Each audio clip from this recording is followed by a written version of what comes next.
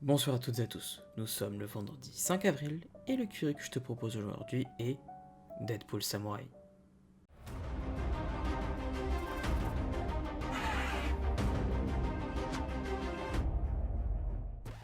Avant de commencer, n'hésite pas à nous suivre sur Twitch, c'est très important pour nous, mais tu peux aussi nous suivre sur Insta et Twitter, tous les liens seront dans la description de ce podcast.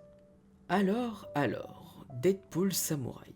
Alors par quel bout le prendre ce truc? Il s'agit d'un shonen du genre action, comédie, science-fiction et avec pour thème les combats, les samouraïs, les super-héros et surtout les super pouvoirs. Étonnant non pour un truc avec Deadpool dedans? Scénarisé par Kasama Sanshiro et dessiné par Ryusuke Hikaru, Deadpool a été édité chez la Shueisha au Japon et chez Panini Manga en France. Prépublié dans le Shonen Jump Plus, Deadpool est sorti en 2020 au Japon et en 2022 en France avec 2 volumes. Mais bref, trêve de blabla, et maintenant résumons brièvement notre œuvre. Deadpool, le plus irrévérencieux des super-héros, débarque à Tokyo. Il répond à une invitation d'Iron Man afin de rejoindre la nouvelle escouade de samouraïs des Avengers. Attiré par l'argent, une escapade à l'étranger, tout frais payé, le mercenaire prend ses aises et compte bien profiter de son séjour. Mais entre l'arrivée de collègues super-héros, de nouveaux héros et de duels titanesques, Deadpool va avoir peu de temps pour se reposer. Ah là là, pauvre Deadpool qui ne peut pas se reposer dans son propre manga.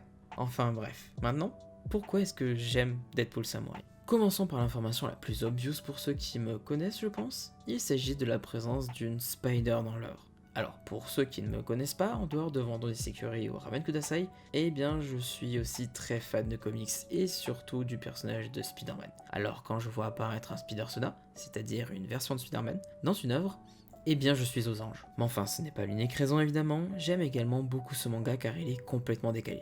En même temps, il fallait s'y attendre avec un personnage comme celui de Deadpool.